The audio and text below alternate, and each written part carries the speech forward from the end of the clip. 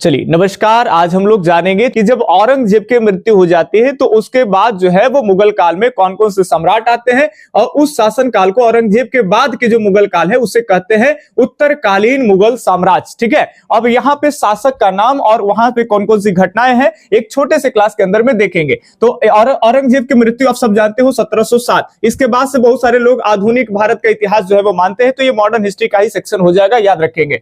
पहला शासक बनते हैं बहादुर शाह, इंपॉर्टेंट नहीं है। इसके बाद जो है आपके जहांदार शाह बनते हैं, 1712 से लेकर के 1713 तक रहेंगे। और ये इंपॉर्टेंट इसलिए है क्योंकि ये उत्तर मुगल कालीन शासकों में इसे लामपट मूर्ख की संज्ञा जो है वो दी गई। अगली बात कर ले तो ये फर्रुखसियर है, ये 1713 में जो है वो 1713 से 1719 तक रहते हैं और इसे मुगल काल में घृणित कायर बादशाह के रूप में इसे जाना जाता है। और यही वो आदमी है कि बंगाल में फ्री में व्यापार करने के लिए 3000 रुपया के दस्तक पर जो है पासेस पर अंग्रेजों को मौका दे देता है, जिसका देखेंगे कि कैसे बंगाल को वो हड़प लेता है एक टाइम में। मतलब ये घृणित शासक है, फर्रुखसियर इसका नाम है। अगली बातें कहेंगे तो ये मोहम्मद शाह है और इन्हें मोहम्मद शाह को रंगीला की संज्ञा दी जाती है। वो इसलिए चूंकि इनके दरबार में जो सुंदर सुंदर युक्तियां होते थे, तो कहीं भी सुंदर अगर युक्तियां हो तो उनके प्रति बहुत ही आकर्षित होते थे, रंगीन मिजाज के थे, इसीलिए इनको रंगीला बादशाह कहते हैं। और बादशाह के साथ साथ ये संगीतज्ञ भी थे, इसलिए कई ख्यालों की जो है वो रचना किए। यही नहीं, मोहम्मद शाह से और इंपॉर्टेंट बातें अगर बता दे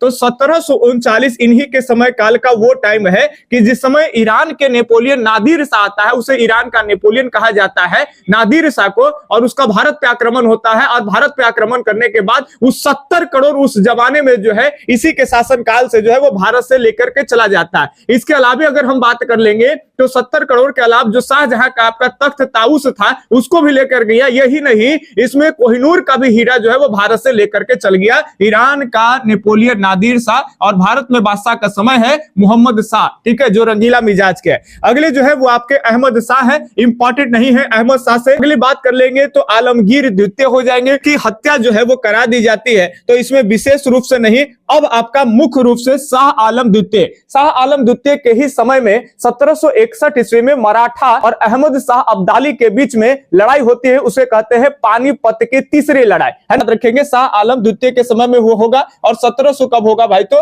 61 में, ठीक। और इसी के समय काल में अगर बात कर लेंगे 1803 ईस्वी में दिल्ली पे कब्जा हो जाता है अंग्रेजों का। अगली बात है आपका अकबर द्वितीय की, और अकबर द्वितीय की बात कर लेंगे तो यही वो अकबर द्वितीय है जो आप पढ़ते होंगे राजा राम मोहन रॉय के बारे में। तो राजा राम मोहन रॉय को राजा की उपाधि देने वाले कौन है भाई, अकबर द्वितीय। और अंतिम मुगल शासक जो है वो बहादुर शाह होते हैं, इन्हें बहादुर शाह जफर द्वितीय भी कहते हैं, चूंकि पहले भी एक बहादुर शाह है तो इन्हें द्वितीय लगा दिया जाता है। और ये अंतिम मुगल बादशाह है जिन्हें जो है इनके हुमायूं के मकबरे में इनके 2 पोते और एक बेटे को गोली मार के हत्या कर दी जाती है। और ये बादशाह थे तो इनको छोड़ दिया गया, इनको रंगून भेज दिया गया है। और दिल्ली में लाल किला के पास में हीरा महल बनाने वाला आदमी भी कौन है भाई, तो ये बहादुर शाह हो जाएंगे, ठीक है, रंगून भेज दिया जाता है। तो इस तरह से कम समय में देखें, अगर चाहते हैं कि डिटेल से मॉडर्न हिस्ट्री को तैयारी करें, खास करके बीपीएससी टीआरई वालों के लिए एक बैच आ गया है मॉडर्न हिस्ट्री के सेक्शन को एकदम कंप्लीट कराने के लिए। 8 में 8 अंक जो है वो आपको दिलाएगा, आप किसी भी सब्जेक्ट से हो, कॉमन पेपर में हिस्ट्री 8 अंक आएगा, मॉडर्न हिस्ट्री से वो एकदम आ गया है। गांडी बैच है, 199 में नीचे नंबर दिया गया है,